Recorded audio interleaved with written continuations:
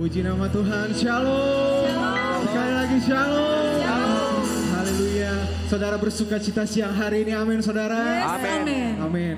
Siang hari ini kita berada di rumah Tuhan di ibadah raya yang kedua. Saya percaya itu semua karena kasih dan setia Tuhan. Amin. Yang luar biasa Tuhan nyatakan dalam hidup kita. Amin. Amin. Oleh karena itu siang hari ini saya mau mengajak saudaraku, kita mau membawa hati kita.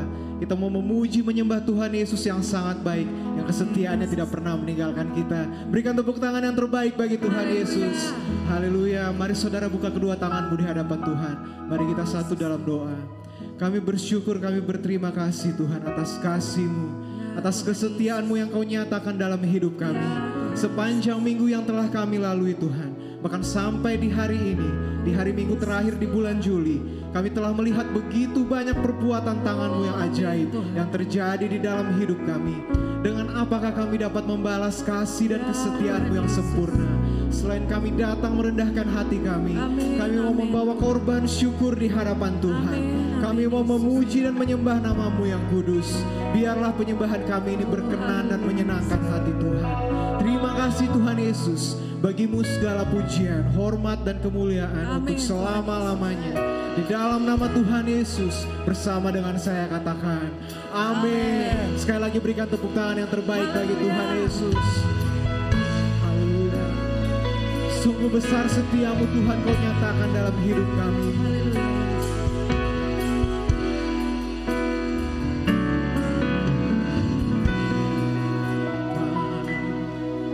Kau setia, Bapa, Kau mulia, tenanglah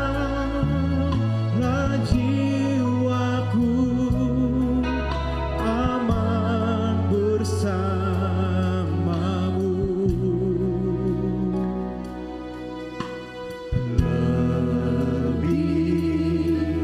Dari harta, Kaulah segalanya. Tenanglah jiwaku dalam hadirat-Mu. Sambil buka kedua tanganmu bagi Tuhan. Kau tunjukkan kasih setiamu, Kau menyediakan yang ku perlu. Kau setia, Kau mulia, dulu, sekarang, dan selamanya. Tunjukkan kasih setiamu, Kau menyediakan yang ku perlu. Kau setia, Kau setia, Kau mulia, Bapa, Kau setia. Berikan tepuk tangan kemuliaan bagi Tuhan. Dengan kesungguhan hatimu kita mau nyatakan, Bapa, Kau setia, Bapa, Kau mulia, tenanglah jiwaku, aman bersama.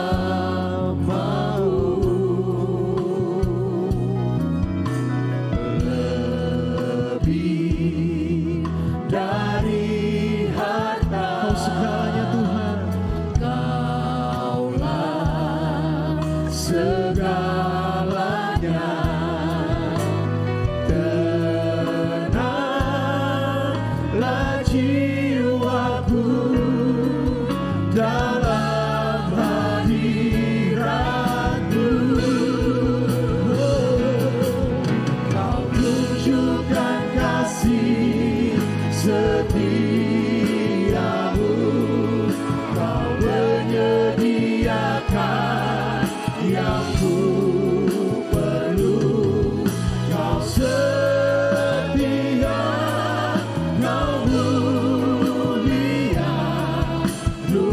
sekarang dan selamanya.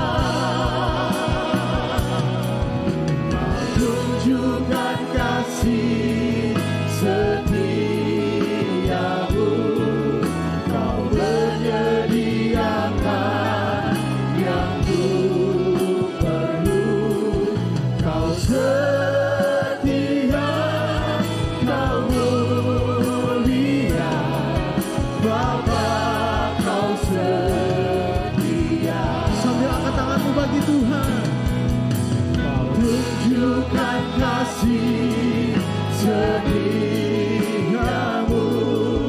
kau menyediakan yang ku perlu.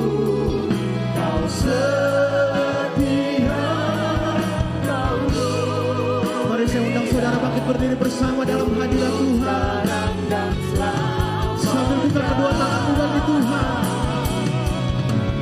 Tunjukkan kasih setiamu, kau menyediakan yang ku perlu. Kau setia, Kau setia, kau mulia, Bapa, kau setia. mari sambil buka kedua tanganmu. Tunjukkan kasih setiamu, kau menyediakan yang ku perlu.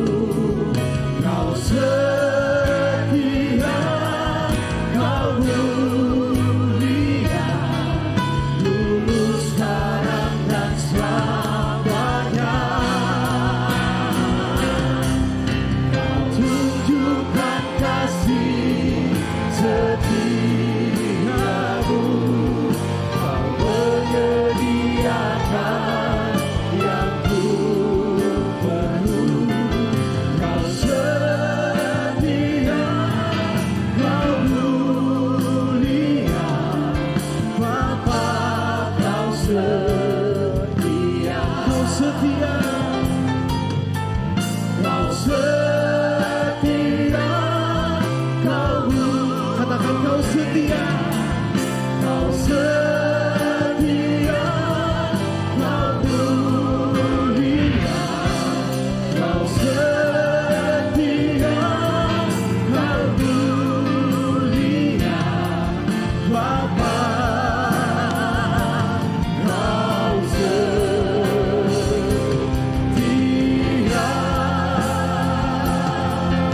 Sorak-sorai yang terbaik bagi Tuhan Yesus. Haleluya. Hanya Kau yang layak ditinggikan, dimuliakan di tempat ini Tuhan. Saat ini kami mau terus bersuka cita, memuji meninggikan nama-Mu. Mari umat Tuhan yang bersuka cita karena Tuhan. Sama-sama katakan amin. Sekali lagi berikan tepuk tangan yang terbaik bagi Tuhan Yesus. Haleluya. Saya percaya ada sukacita melimpah di tempat ini. Amin.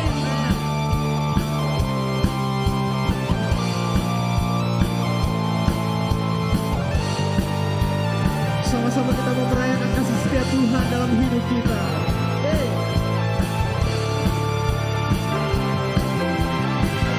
Mari saudara kita belajar pujian ini bersama-sama. Katakan, Aku kan bersuka karena kasih-Mu, menari memuji kebesaran-Mu, karena Kau yang terhebat, Allah yang ditinggikan. Jiwaku pun bersorak sebab Engkau Allah yang setia dan benar. Tak pernah tinggalkanku, Kau selalu bersamaku. Yesus, Kau sumber kekuatan.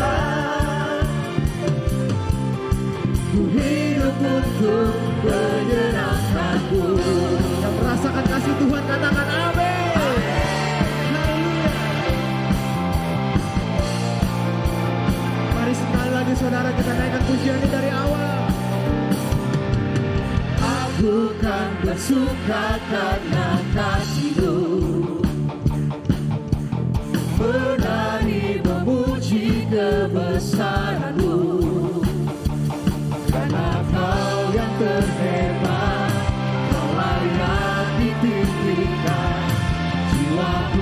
pun bersorak bahwa Engkau Allah yang setia dan benar,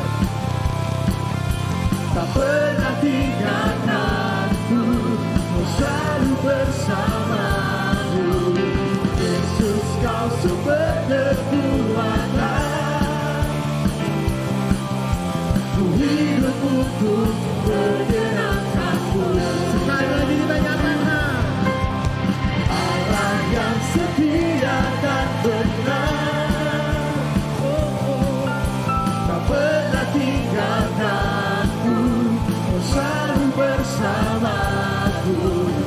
Yesus, Kau sumber kekuatan, ku hidup untuk menyerahkanmu.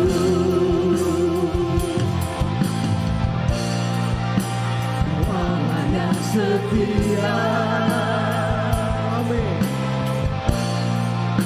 selalu bersamaku. Yesus, Yesus Tuhan mulia,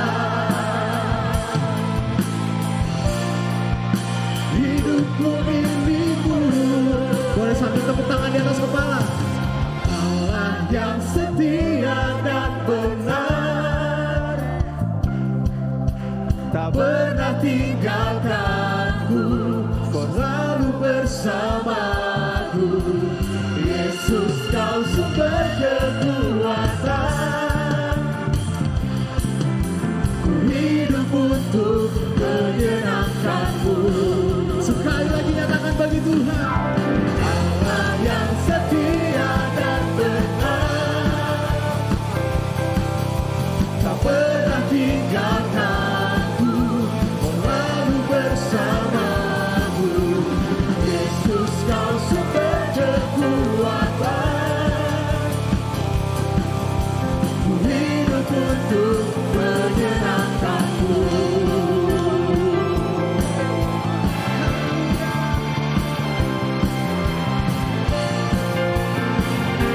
Sorak-sorai yang terbaik bagi nama Tuhan.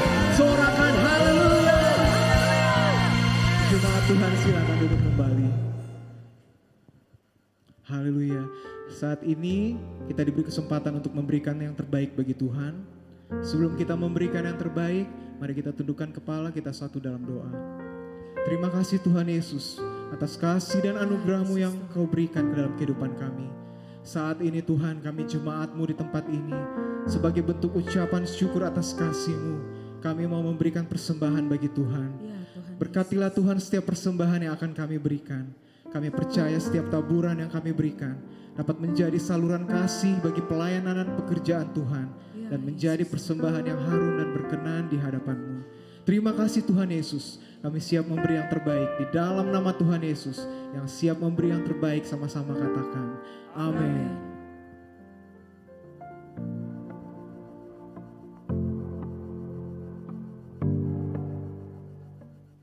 Shalom jemaat Tuhan, kami ucapkan selamat datang bagi jemaat Tuhan yang baru pertama kali bergabung dalam Ibadah Raya GBI FOCC. Dan bagi jemaat Tuhan yang rindu bertumbuh di gereja ini dan belum memiliki KAJ, kartu anggota jemaat, saudara dapat menghubungi full timer di hall depan gereja. Dan inilah Sunday Update 28 Juli 2024. Informasi ibadah raya minggu depan, Minggu 4 Agustus 2024, ibadah raya akan disertai dengan perjamuan kudus. Dan bagi jemaat Tuhan yang rindu untuk dibaptis, minggu depan setelah ibadah raya kedua akan dilaksanakan baptisan air. Dan untuk informasi, saudara dapat menghubungi Pendeta Madya Sherlyn Sakati MA. Ibadah doa malam hari Kamis 1 Agustus 2024 pukul 7 malam. Dan ibadah doa malam akan disertai dengan pengurapan minyak. Bagi seluruh pelayan Tuhan diwajibkan untuk hadir.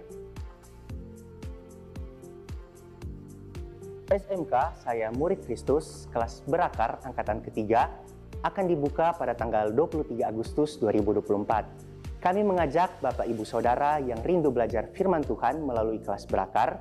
Untuk itu saudara dapat mendaftarkan diri Anda di hall depan gereja.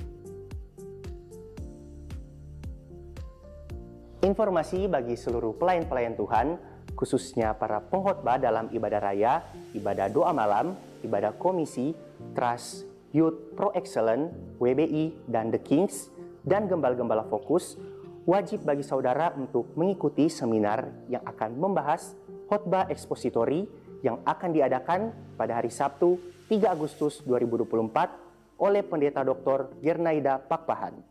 Seminar akan dimulai pukul 8 pagi sampai selesai, bertempat di GBI FOCC Palu. Mari tingkatkan kualitas khotbah pelayanan Tuhan GBI FOCC dengan mengikuti seminar ini. Ibadah doa puasa akan dilaksanakan setiap hari Jumat bertempat di Menara Doa Lantai 2. Ibadah doa puasa akan dilaksanakan dalam 4 sesi. Sesi pertama jam 9 hingga 10 pagi. Sesi kedua jam 10 hingga 11 siang. Sesi ketiga jam 11 hingga 12 siang. Dan sesi keempat jam 12 hingga jam 1 siang. Ibadah doa puasa ini akan dimulai pada hari Jumat 2 Agustus 2024 bertempat di Menara Doa Lantai 2. Dan bagi jemaat yang rindu untuk berdoa puasa, saudara dapat memilih jam-jam di sesi-sesi yang dapat saudara ikuti. Bagi saudara yang akan memberikan persembahan kedua yang saudara berikan akan dipergunakan untuk mendukung pelayanan Komisi Pemuda dan Anak.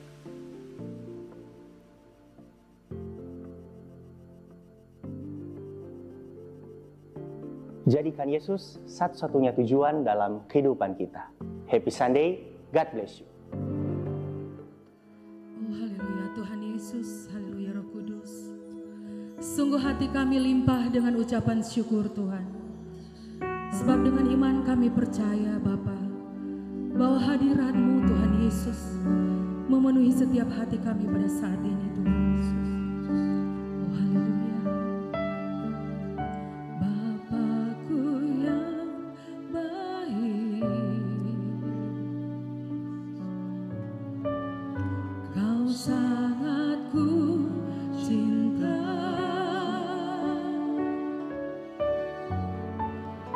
Lebih dari segalanya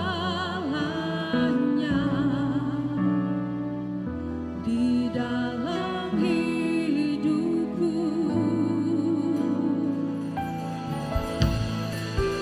Bapakku yang baik, Engkau yang ku perlu.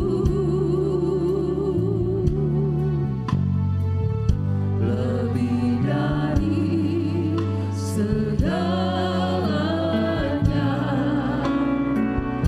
kasih-Mu bagiku. Yang percaya katakan bagi Yesus. Tak pernah berakhir kasih setia-Mu, selalu nyata dalam hidupku. Tak pernah berhenti berharap padamu, Yesusku, Kau segalanya. Yang percaya kasih tepuk tangan yang meriah bagi Tuhan Yesus.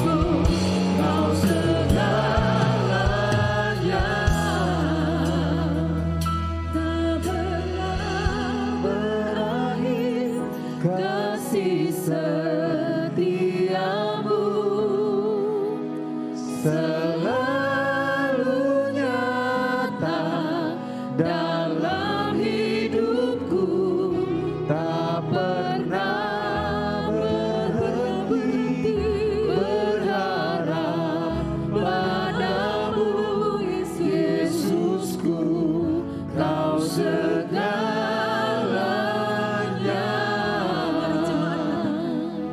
Tak pernah berakhir.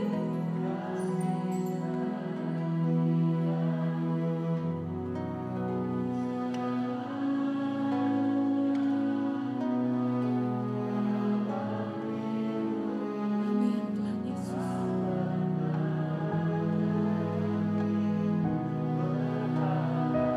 Oh Yesus, Yesusku, Kau segalanya. Yesusku, Yesusku, Kau segalanya. Yesusku, Yesusku, Kau segalanya.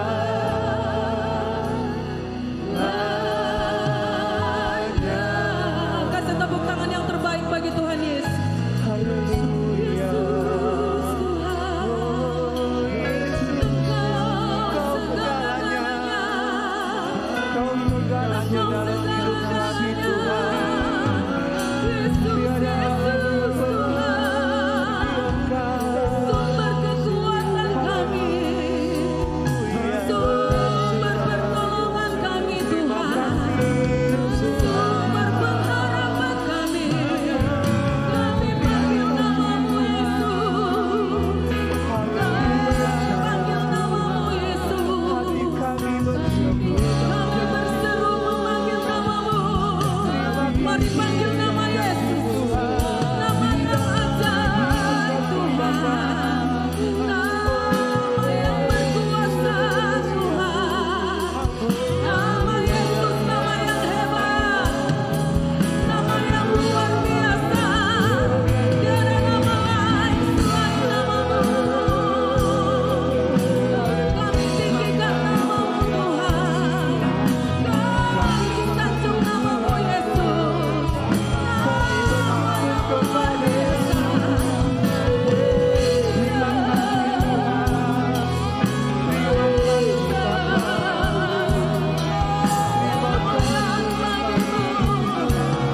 Penolong kami yang setia, penolong kami yang tak pernah kecewakan kami Tuhan, tak pernah Kau kecewakan kami Yesus. Gunung batu hidup kami, kota benteng hidup kami, penjamin yang setia. Tak perlu kami takut Tuhan, tak perlu kami gentar, tak perlu kami khawatir, sebab ada Yesus di sana. Oh Yesus ada di sana.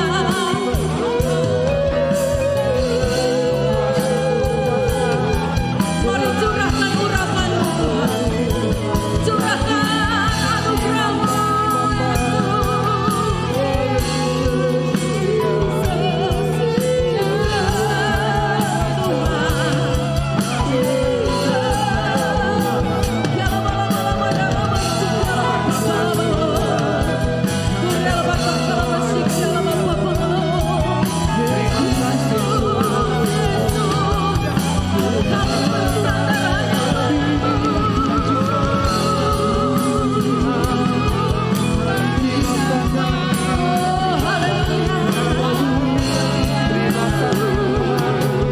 Terima kasih Bapa. Haleluya. Engkau penolong yang setia, Engkau ajaib dalam hidup sebab kami, Kau Tuhan. lebih dari hidup Tuhan. Engkau penolong yang setia. Engkau satu-satunya penjamin hidup kami Tuhan. Tiada Sebab dengan iman kami percaya Tuhan Yesus, Engkau satu-satunya bagian yang terbaik dalam hidup kami Yes, Tuhan. benar. Oh haleluya, Yesus, Engkau baik. Yesus Tuhan. Terima kasih Tuhan. Terima kasih Tuhan Yesus. Oh, Jesus. Engkau yang paling tahu dan paling mengerti Tuhan. Worship you, Lord. Apapun yang kami alami saat ini Tuhan. Amin. Benar. Haleluya. Oh, Yesus Tuhan. Kau lebih tahu yang terbaik bagiku. Kau lebih sanggup pulihkan hidupku. Ku berserah, ku percaya hanya Yesus penolong yang setia. Mari jemaat katakan, kau lebih.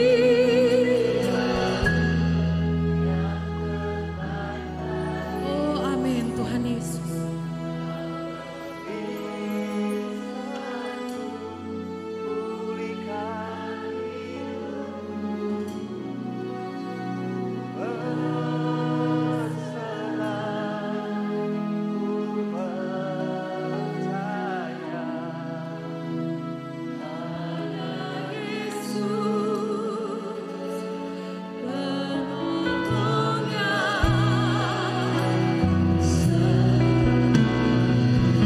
Mari angkat tangan tinggi-tinggi, katakan bagi Tuhan Yesus, Kau lebih tahu yang terbaik bagiku. Kau lebih sanggup pulihkan hidupku. Ku berserah, ku percaya hanya Yesus penolong yang setia. Mari dalam hadirat Tuhan, ku Bapa bangkit berdiri. Mari bangkit berdiri katakan, Kau lebih tahu yang terbaik bagiku.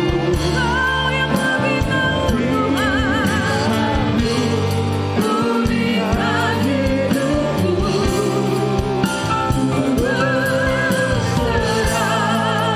ku percaya hanya Yesus penolong yang setia. Sekali lagi serukan bagi Tuhan, Kau lebih tahu yang terbaik bagiku. Kau lebih sanggup pulihkan hidupku. Ku berserah, ku percaya hanya Yesus penolong yang setia. Hanya Yesus, hanya Yesus penolong yang setia. Hanya Yesus, hanya Yesus penolong yang setia. Kasih tepuk tangan yang terbaik bagi Tuhan. Haleluya, Yesus Tuhan. Hanya Engkau penolong yang setia dalam kehidupan kami ya Tuhan. Amin. Itu sebabnya kami menaruh harap kami kepadamu, Oh, Yesus. Allah yang selalu setia di tengah Oh, Yesus ketidaksetiaan kami sebagai manusia. Engkau baik dan sungguh baik bagi kami ya Yes, Tuhan. amin. Terima kasih untuk pemeliharaan penyertaan-Mu, kasih setiamu bagi kami sekalian. Yes, amin. Hari ini kami boleh berada di tempat-Mu, di rumah-Mu. Kami boleh bersama-sama menaikkan pujian penyembahan kami. Kami yakin dan percaya Engkau hadir bagi kami. Amin Tuhan Dan Engkau Yesus. sedia memberkati setiap kehidupan kami. Kami semua orang berdosa, mampukan dan layak kami ya Tuhan. Sehingga kami sungguh-sungguh menjadi orang Kristen, orang percaya yang mengabdi kepadamu ya Tuhan. Kami akan sharing kebenaran firman-Mu. hambamu terbatas adanya, penuh dengan kelemahan dan keterbatasan. Kami semua Engkau berkati, pimpin Tuhan, sehingga pemberitaan firman-Mu dapat menjadi berkat bagi kami sekalian. Kami sambut pemberitaan firman-Mu di dalam Kristus Tuhan dan Juru Selamat kami yang hidup. Kami berdoa dan mengucap syukur. Haleluya, haleluya. Semua yang percaya diberkati Tuhan. Mari bersama kita berkata, amin. Silakan duduk Bapak Ibu sekalian. Salam sejahtera bagi kita sekalian. Hari ini saya diberi kesempatan untuk menyampaikan kebenaran firman Tuhan. Dan bulan ini adalah bulan kita punya tema tujuan hidup di dalam Kristus. Kita sudah membahas siapa aku di dalam Kristus, lalu kita sudah juga belajar tentang tujuan hidup orang percaya dan makna hidup orang percaya di minggu yang lalu. Dan saya diberi kesempatan dengan satu tema memahami kehendak Allah di dalam hidup kita. Saudara-saudara, mendasari kebenaran firman Tuhan hari ini saya mengajak kita membaca dalam dua bagian Alkitab di dalam Yohanes pasal yang ke-16 ayat yang ke-28, lalu kita membacanya kembali di dalam Efesus pasal 2 ayat yang ke-10. Yohanes pasal 16 ayat yang ke-28, kalau sudah dapat saya akan bacakan bagi kita sekalian. Aku datang dari Bapa dan aku datang ke dalam dunia. Aku meninggalkan dunia pula dan pergi kepada Bapa. Mari kita buka dalam Efesus pasal yang kedua ayat yang ke-10. Firman Tuhan berkata demikian. Karena kita ini buatan Allah, diciptakan dalam Kristus Yesus untuk melakukan pekerjaan baik yang dipersiapkan Allah sebelumnya. Ia mau supaya kita hidup di dalamnya. Saudara-saudaraku yang kekasih di dalam Tuhan, seperti di awal khotbah saya di ibadah yang pertama, saya juga ingin menceritakan hal yang sama di khotbah ibadah yang kedua ini. Saudara, satu kali ada seorang anak remaja di sebuah desa yang miskin. Dan pagi hari waktu dia bangun, dia datang kepada orang tuanya, dia berkata, saya akan berangkat ke ibu kota untuk mencari peruntungan untuk kehidupan saya. Lalu bergegaslah, dia menyiapkan seluruh barangnya dan dia pergi ke kota atau ibu kota, di sebuah kota yang besar. Saudara, tiba di kota itu, yang dia pikirkan adalah, bagaimana saya bisa mendapatkan uang, mendapatkan pekerjaan. Lalu dia mendapatkan pekerjaan, dia berupaya sekuat tenaga dalam kehidupannya untuk mencari uang dan mencari uang. Setiap dia bangun pagi, yang dia pikirkan bagaimana saya mendapatkan uang dan apapun saya bisa lakukan untuk mendapatkan uang. Itu cita-citanya, itu kerinduannya, itu harapannya saudara. Saudara, dia menikah pun demikian. Waktu dia menikah, dia punya istri, punya anak. Yang dia pikirkan setiap bangun adalah bagaimana saya mendapatkan uang dan mendapatkan uang. Bagaimana saya bisa menjadi orang yang kaya. 30 tahun kemudian dia betul-betul menjadi orang yang sangat kaya. Dia sukses di kota itu. Dan dia menjadi seorang yang terkenal. Bukan hanya dia terkenal jadi perguncingan di kampung halamannya. Tetapi juga dia menjadi terkenal memberikan inspirasi, memberikan kiat-kiat, menjadi public speaker untuk memberikan kiat-kiat bagaimana kita bisa menjadi orang yang kaya, punya banyak uang. Tapi dalam kehidupan selanjutnya pada satu kali saudaraku yang kekasih, dia di tengah malam bangun lalu dia berpikir tentang siapa dirinya, tentang apa tujuan hidupnya, apa makna hidupnya. Saudara-saudaraku yang kekasih, di tengah itu saudara-saudara di dalam Tuhan, waktu dia berpikir apa makna hidupnya, apa tujuan hidupnya saudaraku yang kekasih, dia hanya berpikir bahwa makna hidupnya terletak pada uang yang banyak, terletak pada kekayaan. dan tidak ada lagi yang lain menurut dia makna hidup. Saudara, hidupnya hampa dan kosong. Saudara, kalau kita melihat di berita-berita, ada begitu banyak orang yang populer bunuh diri. Ada begitu banyak orang yang kaya raya bunuh diri.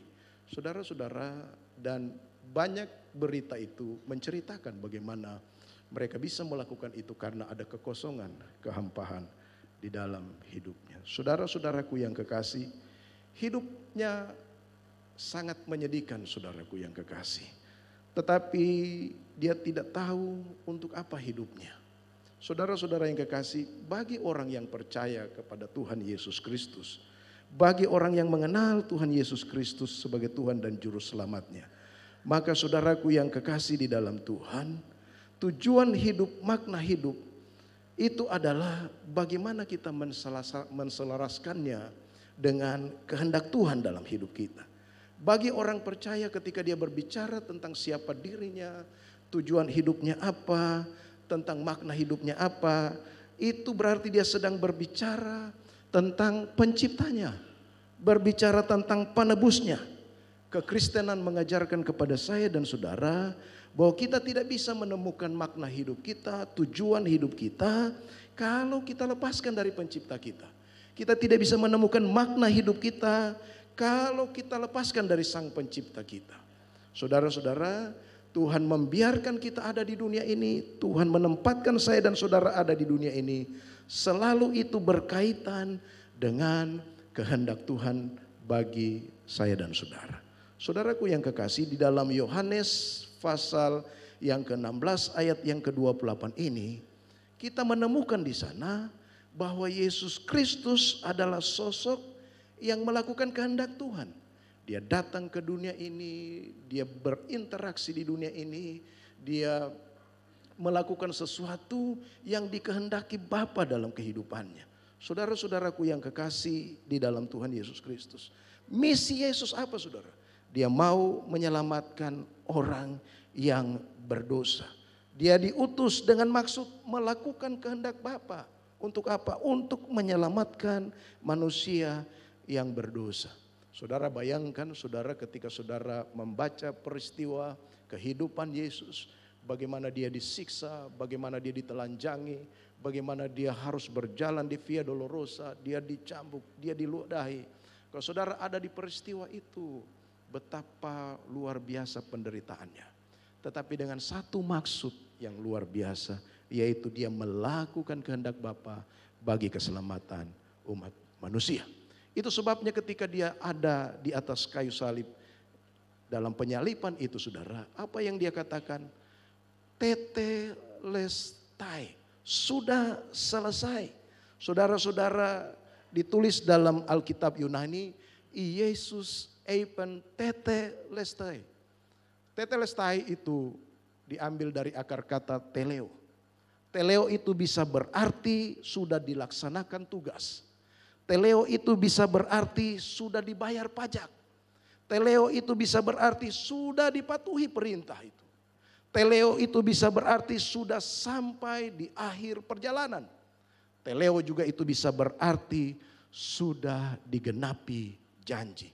Saudara, dia sudah sempurna melakukan kehendak Bapa. Dia menjadi contoh bagi setiap orang percaya di sepanjang masa. Bagi setiap orang percaya, saya dan saudara, dia menjadi sebuah contoh bahwa demikianlah melakukan kehendak Bapa. Saudara-saudaraku yang kekasih, pertanyaannya bagi saya dan saudara, apakah kita sudah sampai pada titik kehendak Bapa dalam hidup saya dan saudara? Kalau kehendak Bapa kita bisa pahami. Saudara-saudara, problemnya kita tidak memahami seringkali, kita tidak mengetahui kehendak Bapa. Kita tidak sanggup untuk memahami apa yang Tuhan kehendaki dalam kehidupan saya dan saudara. Saudaraku yang kekasih di dalam Tuhan kita Yesus Kristus. Bagaimana kita tahu bahwa kita sudah sampai pada titik kita memahami kehendak Bapa dalam kehidupan saya dan saudara. Nah, berdasarkan dua bacaan ini, kita akan menemukan di sana bahwa secara umum secara kriteria umum kita akan menemukan di sana bahwa ada standar kita dapat mengukur apakah itu kehendak Bapa dalam hidup saya dan saudara, ataukah itu bukan menjadi kehendak Bapa dalam hidup saya dan saudara.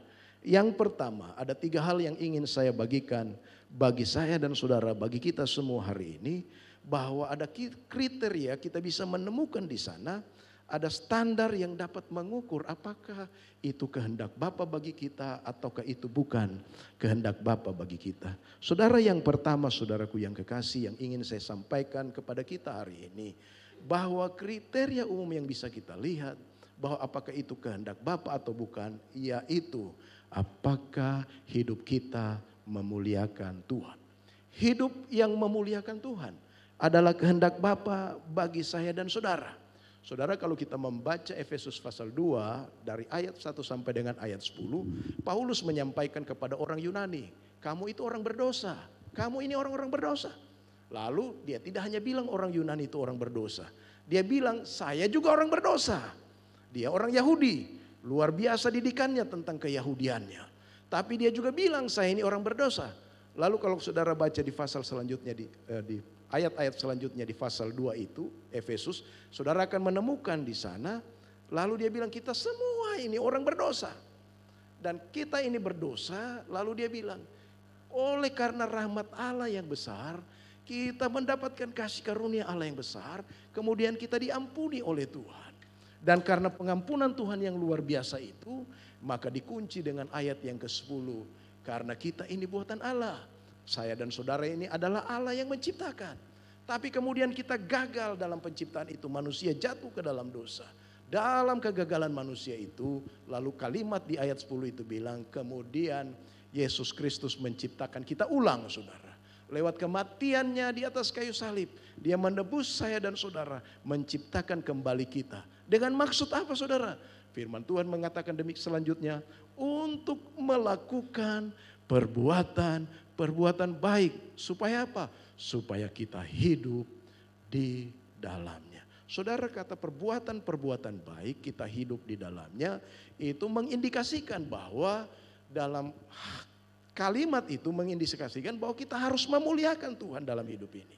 Untuk melakukan perbuatan yang baik. Saudara, di dalam katekismus Westminster atau pernyataan iman Westminster, dibilang di sana begini, saudara. Bahwa tujuan tertinggi manusia adalah memuliakan Allah dan menikmati Dia selama-lamanya. Itu artinya saya dan saudara kita diciptakan bukan untuk diri kita.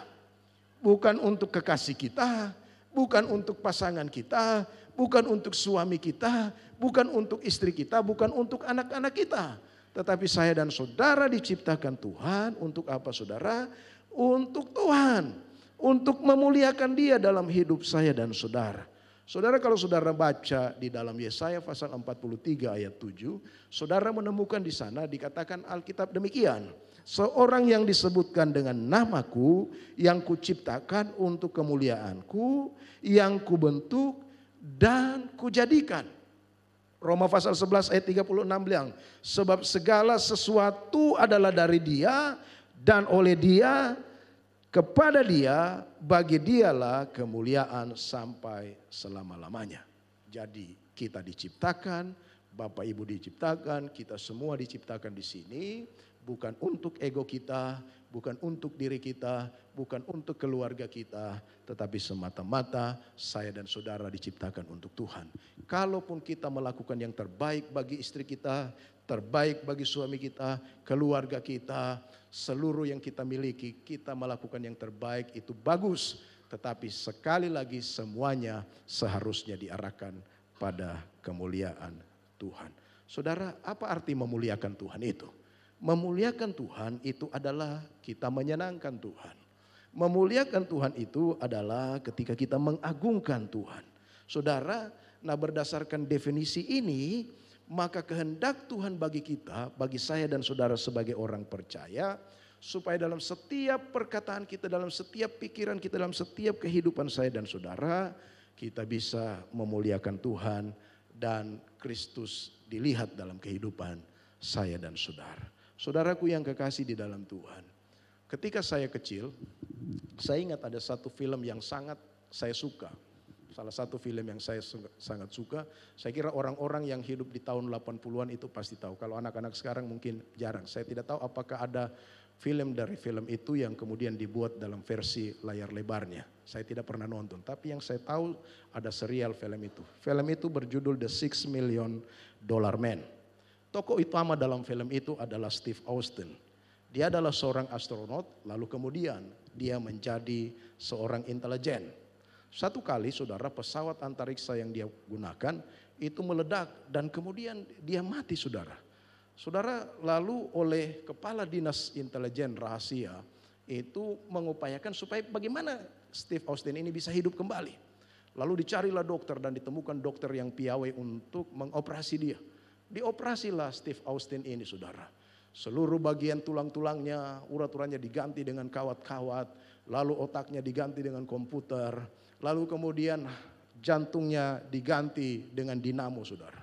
Saudaraku yang kekasih, itu memakan biaya yang sangat mahal. Biayanya $6 juta. Itu sebabnya disebut The $6 Million Man.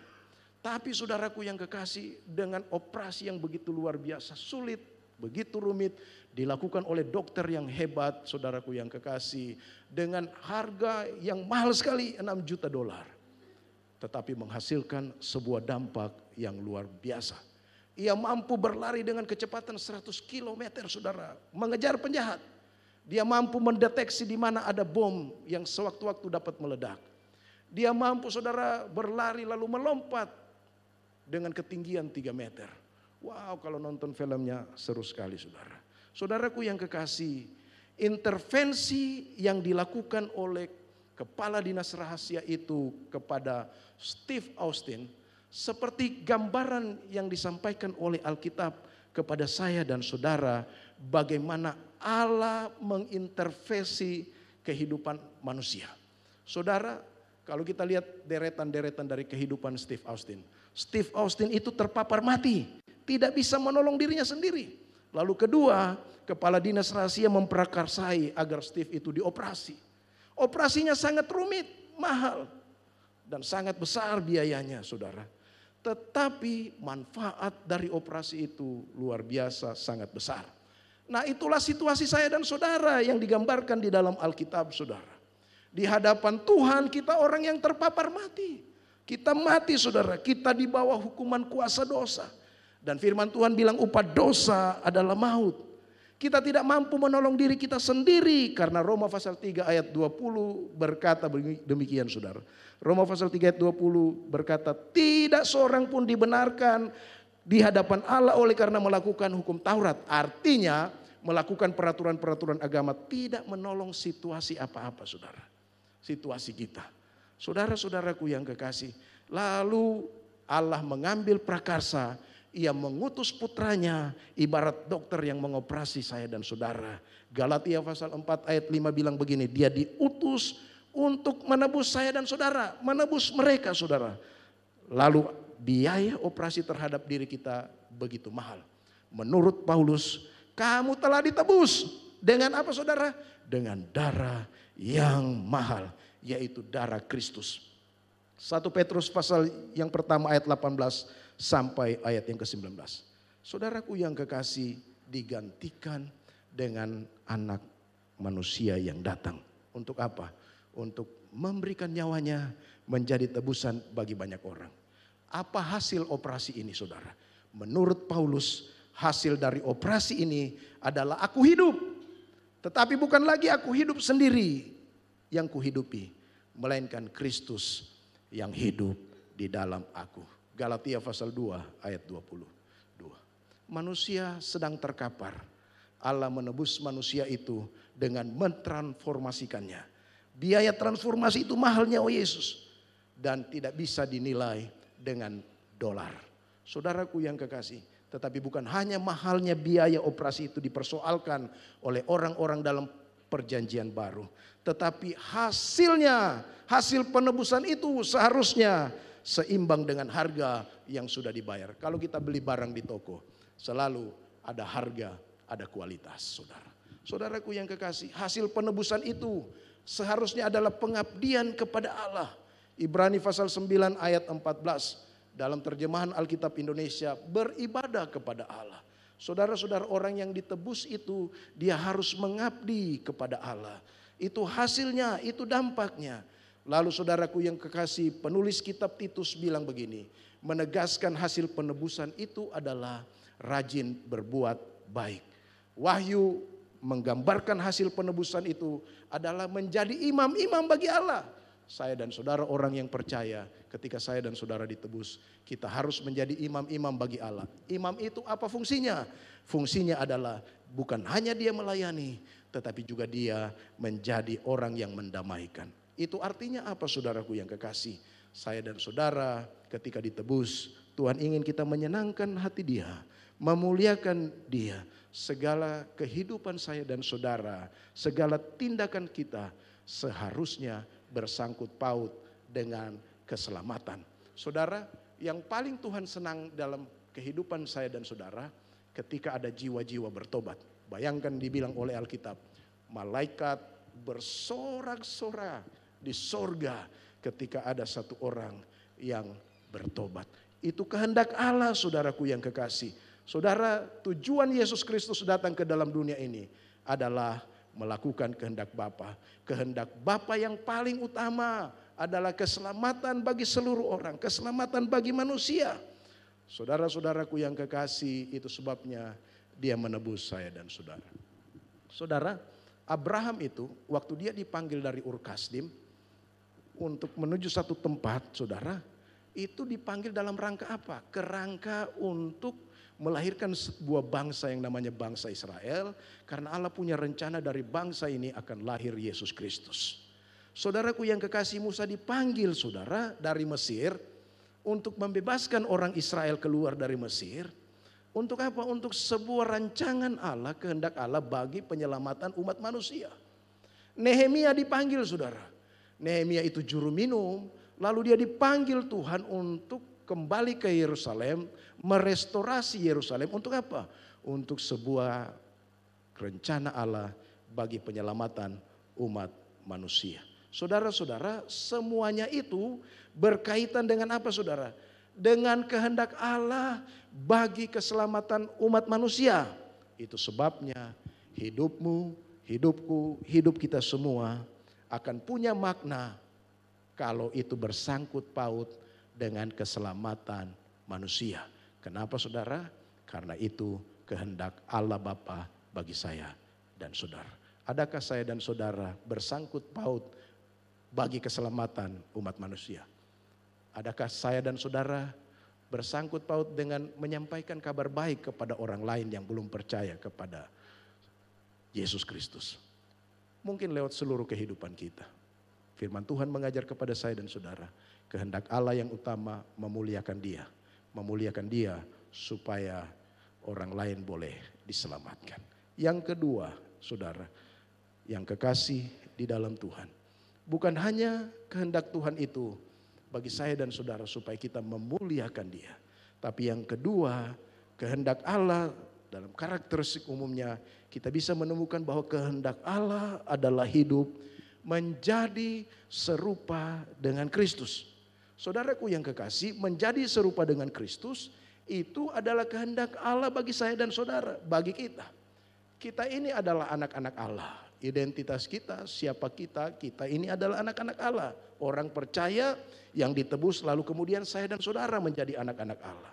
Saudara-saudara, lalu dalam 1 Yohanes pasal 3 ayat 20 disebutkan di sana bahwa nanti satu saat di masa yang akan datang, ketika Yesus datang, saya dan saudara orang percaya kepadanya akan diubahkan menjadi sama seperti Kristus, saudara.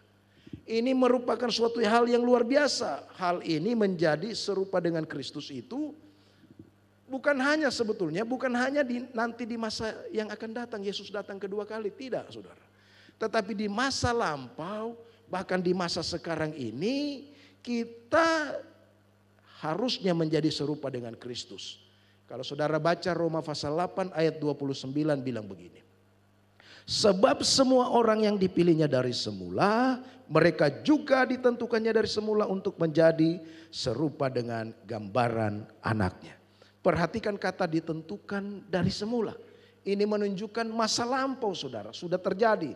Nah saudaraku yang kekasih, di dalam kekekalan kita ditentukan untuk menjadi serupa dengan Yesus, supaya ia anaknya menjadi sulung di antara banyak saudara.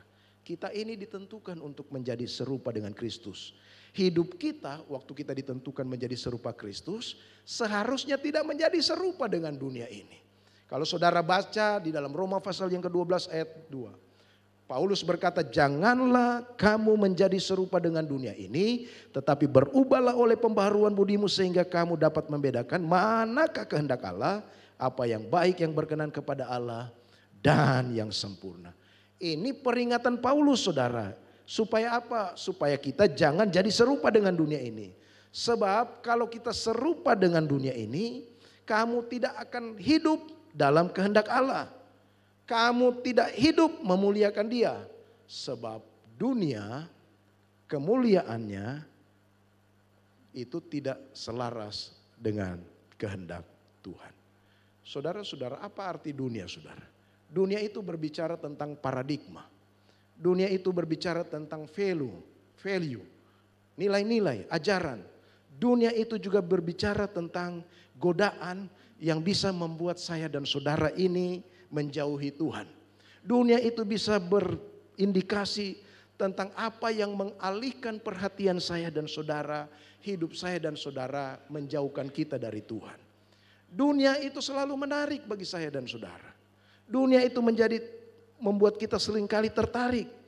Kita hidup di dunia, kita seringkali membayangkan kenikmatan-kenikmatan dunia yang diberikan dunia. Dan kalau saya dan saudara tertarik, kita dipancing, kita bisa terpengaruh. Mustahil kita bisa memahami kehendak Tuhan dalam hidup ini. Lalu pertanyaannya, bagaimana supaya saya dan saudara tidak tertarik dengan dunia ini? Paulus berkata, berubahlah oleh pembaharuan budimu. Saudaraku yang kekasih, apa yang dimaksud pembaharuan budi? Dimaksud dengan budi. Paulus menggunakan istilah nous yang berarti pikiran, akal budi, nalar atau pola berpikir. Bagaimana supaya pola pikir kita, paradigma kita bisa berubah? Paradigma saya dan saudara bisa berubah. Tidak ada jalan lain. Satu-satunya dengan firman Tuhan. Kembali lagi, waktu kita baca firman Tuhan, kita juga melihat Kristus yang ada di dalam firman itu. Jadi pusat firman itu adalah Kristus. Ingat ketika Yesus dicobai di padang gurun, saudaraku yang kekasih. Inti dari pencobaan itu apa saudara? Iblis ingin membujuk Yesus supaya menjadi serupa dengan dunia ini. Ketika Yesus mengambil tindakan yang diinginkan oleh salah satu tawaran iblis itu, maka Yesus bisa menjadi serupa dengan dunia ini. Saudara-saudaraku yang kekasih. Tapi itu tidak dilakukan oleh Yesus. Karena kalau dia menjadi serupa dengan dunia ini, proyek penebusan, rencana penebusan, kehendak Tuhan bagi penebusan itu sama sekali gagal. Tapi saudaraku yang kekasih, puji Tuhan, Yesus selalu dalam pencobaan itu menggunakan firman Tuhan. Ada tertulis, ada tertulis, ada tertulis. Itu sebabnya bagaimana supaya paradigma kita, pola pikir kita menjadi baik. Kita renungkan firman Tuhan itu. Kita belajar firman Tuhan itu dengan baik-baik. Saudara, satu kali Leonardo da Vinci ingin mencari orang yang akan dilukisnya dalam perjamuan kudus Yesus itu. Perjamuan Yesus dan murid-muridnya. Lalu susah mencari orang yang bisa jadi model Yesus. Tapi dia temukan juga orang yang bisa menjadi model Yesus. Dia lukislah Yesus, model Yesus itu.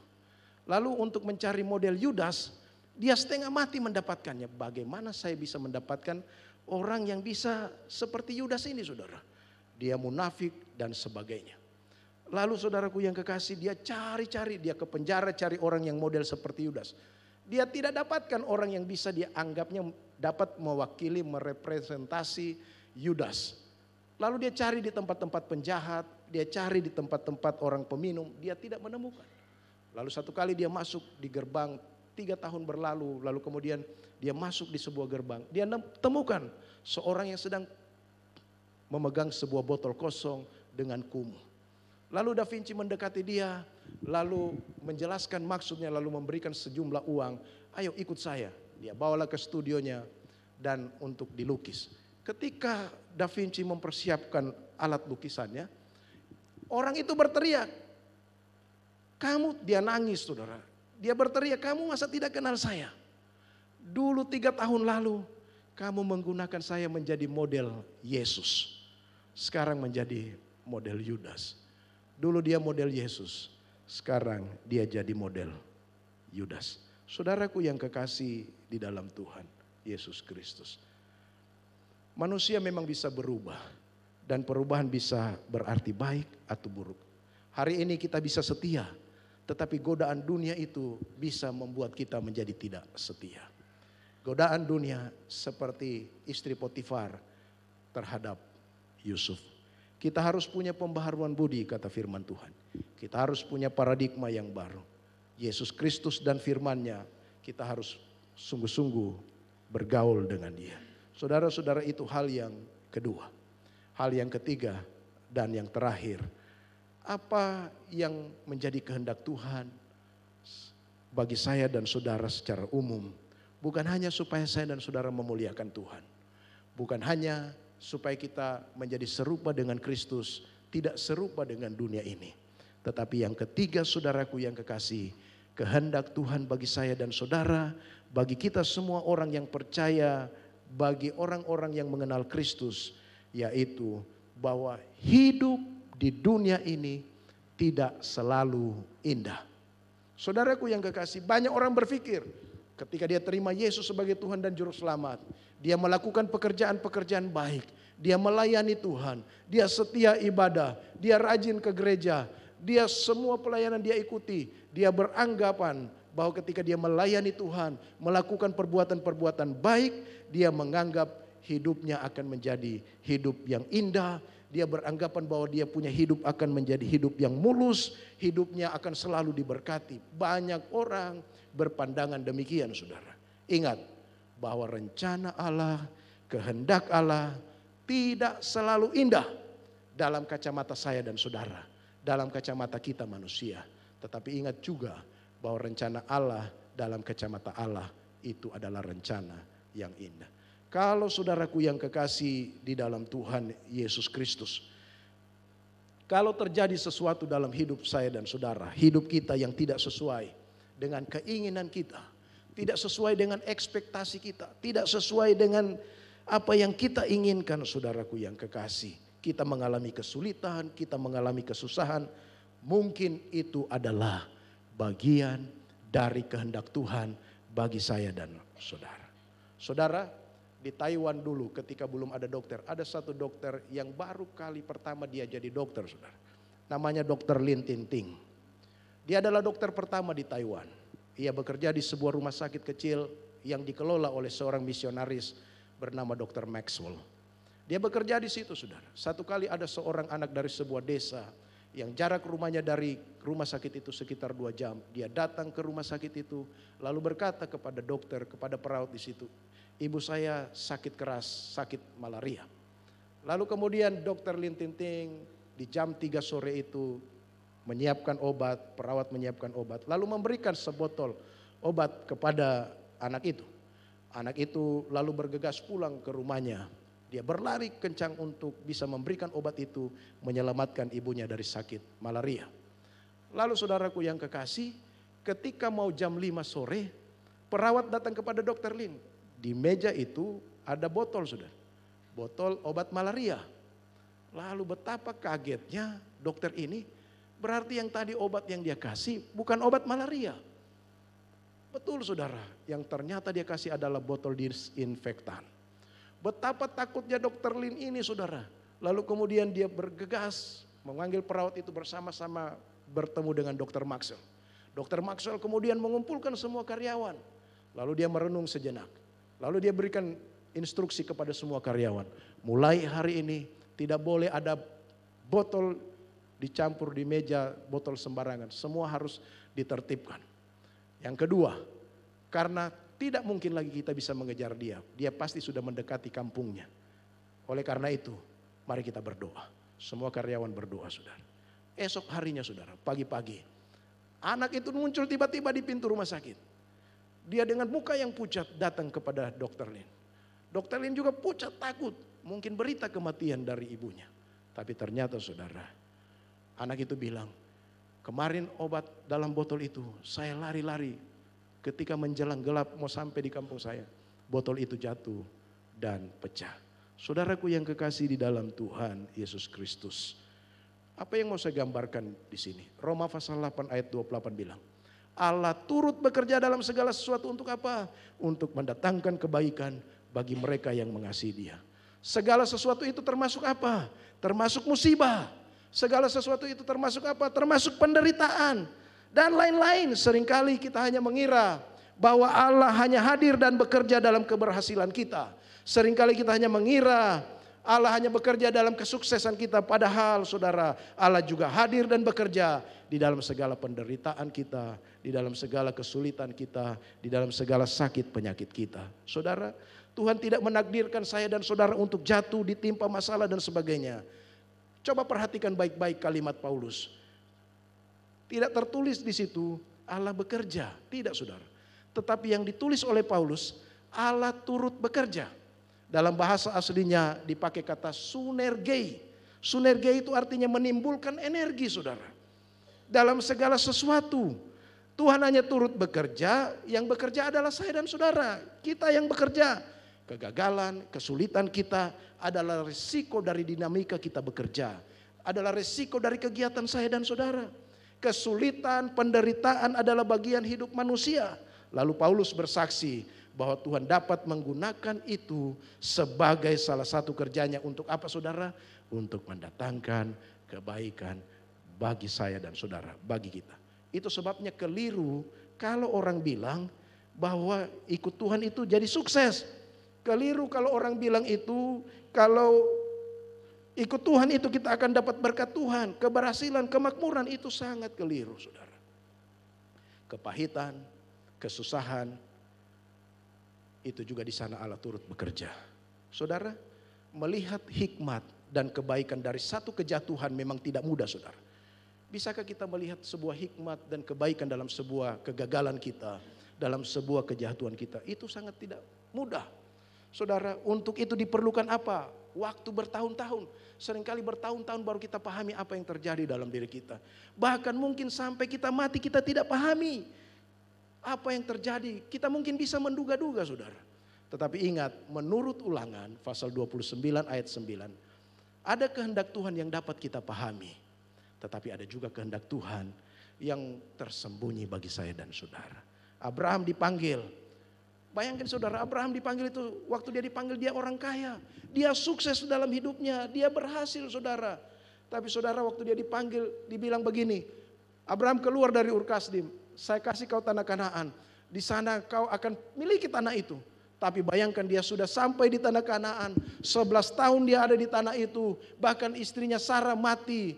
Dia harus beli tanah di situ, Gua Makpela, untuk menguburkan istrinya saudara. Saudara-saudaraku yang kekasih.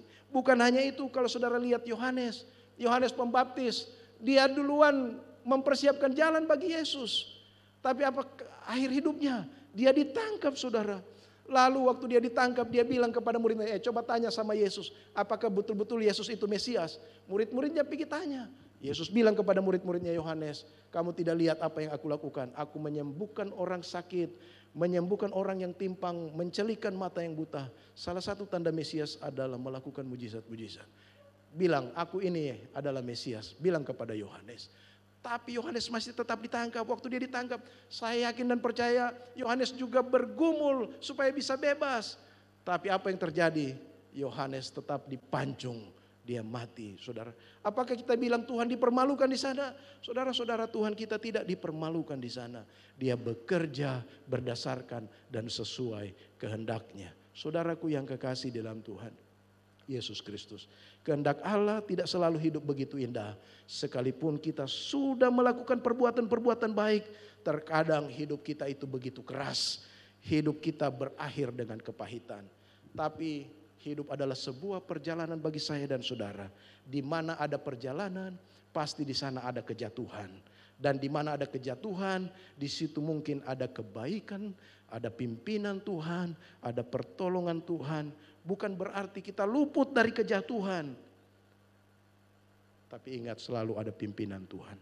Sembarang waktu saya dan saudara bisa jatuh. Kita punya peluang-peluang untuk jatuh. Tapi ingat, dari sebuah kejatuhan itu yang biasanya menyakitkan saya dan saudara, orang percaya harus mengakui bahwa kejatuhan itu dipakai untuk kebaikan kita. Ada sebuah lagu dalam Kidung Jemaat 408 bilang begini. Di jalanku diiring oleh Yesus Tuhanku, apakah yang kurang lagi jika Dia panduku? Diberi damai surgawi, asal imanku teguh, suka duka dipakainya untuk kebaikanku, suka duka dipakainya untuk kebaikanku. Memang kehendak Tuhan itu tidak selalu membuat hidup kita indah. Tapi kalau hidup kita pahit, hidup kita di luar ekspektasi, kita tahu itu pun kehendak Tuhan. Biarlah kita berkata kepada Tuhan, kehendak-Mu yang terjadi. Waktu kita pulang ke rumah Bapa yang kekal, mungkin kita tidak pahami di dunia ini. Tapi waktu kita ada di rumah Bapa yang kekal, kita akan pahami betapa kehendak Allah itu luar biasa bagi saya dan saudara. Mari kita berdoa. Tuhan, hamba-Mu telah menyampaikan firman-Mu. Biarlah kami memahami kehendak-Mu dalam hidup kami sebagai orang yang percaya kepadamu. Tolong kami ya Roh Kudus, seringkali kami gagal, seringkali kami jatuh.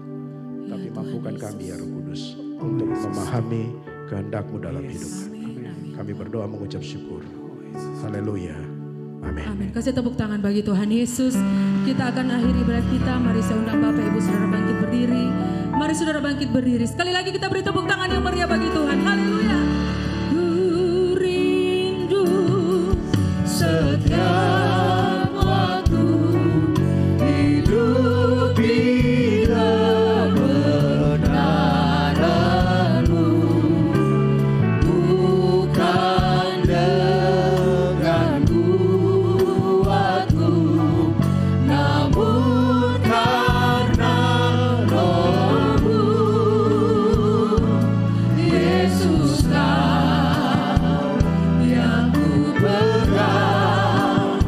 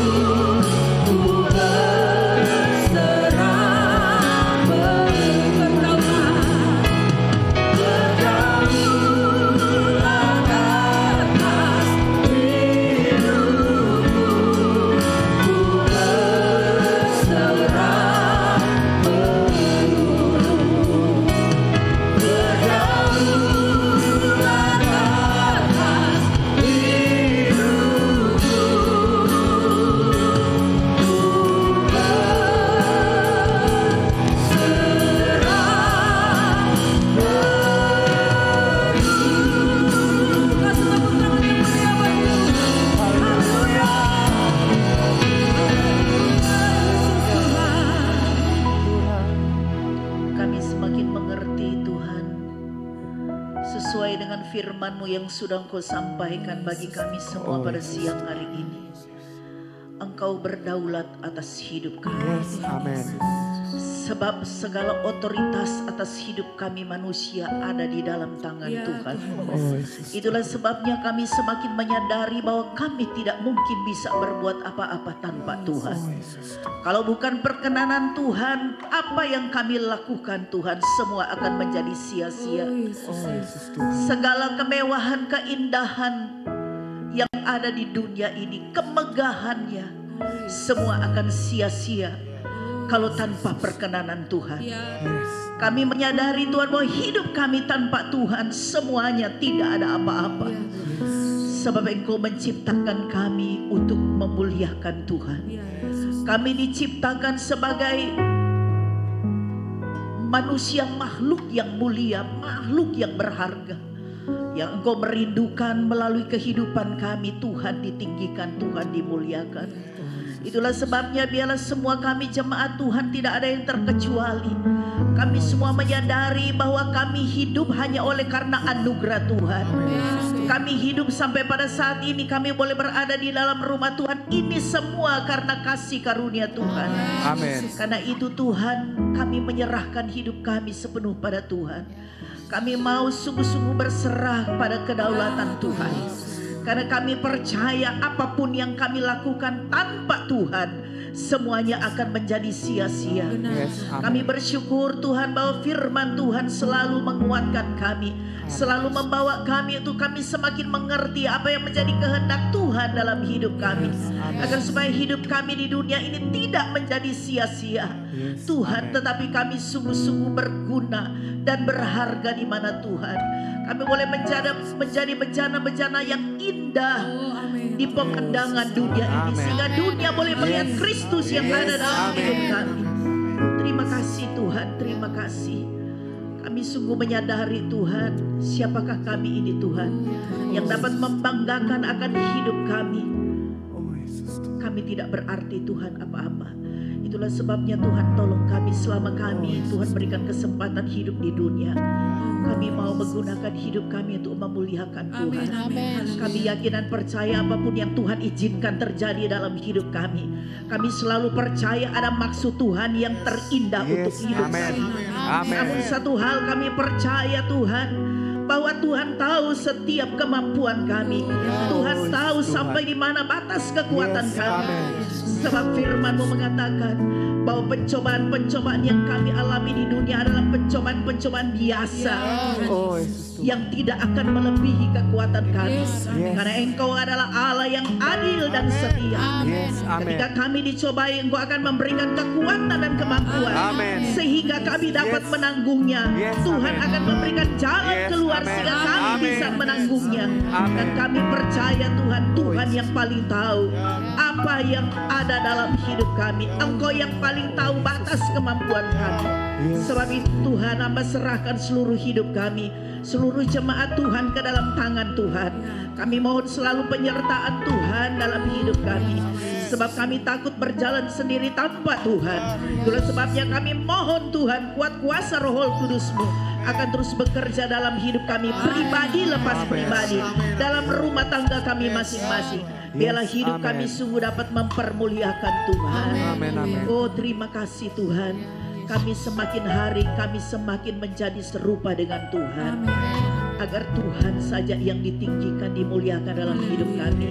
Kami tidak ada apa-apanya yang dapat mengangkat harga diri kami, tetapi Tuhanlah yang paling tahu untuk mengangkat kami. Indah pada waktunya. Terima kasih banyak Bapa di surga. Engkau berkati hamba-Mu yang Tuhan sudah pakai menyampaikan firman-Mu. Biarlah hikmat pengurapan Allah terus atas hamba-Mu lebih lagi dipakai Tuhan, menjadi berkat bukan saja di tempat ini, bahkan dimanapun hamba-Mu berada. Tuhan, hamba juga berdoa, biarlah semua kami yang hadir pada siang hari ini, tidak seorang pun yang terlewatkan. Semua kami sudah dilawat dan dijamah oleh Tuhan. Semua kami sudah diberkati oleh Tuhan di dalam nama Yesus. Karena firman-Mu berkata bahwa setiap orang yang datang mencari Tuhan dengan kesungguhan hati tidak akan pernah kehilangan upahnya. Tuhan tahu memberi yang terbaik bagi setiap kami pribadi lepas pribadi. Terima kasih Bapa di surga. Terima kasih Roh Kudus. Aku memberkati semua hamba-hamba Tuhan yang sudah ambil bagian dalam pelayanan pada siang hari ini. Kami yakin dan percaya segala jerih payah mereka di dalam Tuhan tidak pernah sia-sia. Terima kasih Bapa di surga, hamba berdoa untuk seluruh jemaat Tuhan yang sudah memberikan persembahan bagi Tuhan. Engkau yang melihat hati mereka yang memberi dengan sukacita. Oleh karena mereka mengasihi Tuhan, mengasihi pekerjaanmu di tempat ini. Berkati Tuhan dengan berkat yang berkelimpahan. Karena kami selalu percaya kami pasti akan menuai lebih banyak dari apa yang kami sudah tabur. Sebab yang kami berikan kepada Allah sumber keselamatan, sumber kehidupan dan sumber segala yang baik. Terima kasih Tuhan, terima kasih. Biarlah kami selalu memiliki hati yang penuh dengan ucapan syukur. Hamba juga berdoa, mungkin ada di antara kami yang berhari ulang tahun pada minggu ini dan juga hari ini. Tuhan tahu siapa-siapa mereka. Mari Tuhan sadarkan mereka bahwa hidup yang masih Tuhan berikan bagi mereka adalah anugerah Tuhan yang mereka tidak akan sia-siakan, tetapi mereka akan pakai itu untuk dapat selalu memuliakan Tuhan. Terima kasih Bapa di surga. Hamba berdoa mungkin ada di antara kami keluarga-keluarga yang merayakan ulang tahun pernikahan pada minggu ini ataupun pada hari ini. Tuhan tahu mereka. Tuhan, hamba berdoa bilang kasih karunia Tuhan semakin melimpah dalam rumah tangga dan keluarga mereka. Ada damai sejahtera, sukacita Allah melimpah bagi mereka. Dan kami percaya anak cucu mereka semakin diberkati oleh Tuhan untuk dapat mempermuliakan Tuhan. Mereka tetap kuat dalam iman kepada Tuhan. Terima kasih banyak Bapa di surga. Sebagaimana Tuhan sudah berkati kami siang hari ini dan tadi pagi, berkati juga ibadah ketiga dan keempat. Biarlah Tuhan Yesuslah yang selalu menjadi pusat pujian, penyembahan dan pengagungan kami. Terima kasih banyak Bapa di surga. Engkau berkati bangsa kami, berkati Indonesia, berkati pemerintah kami Tuhan. Kami selalu berdoa biarlah Indonesia selalu dalam rencana Tuhan yang terbaik. Transformasi akan terjadi di bangsa ini. Kami selalu ada kebebasan untuk beribadah. Injil bebas diberitakan seluruh tanah air kami sampai di pelosok-pelosoknya Tuhan. Berkati Kota Palu, berkati Sulawesi Tengah. Terima kasih Bapa di surga. Kemuliaan hanya bagi Tuhan Yesus. Mari saudara-saudaraku, angkat tanganmu, mari sekali lagi kita bersyukur. Mari sembah Tuhan. Ucapkan syukur kepada Dia.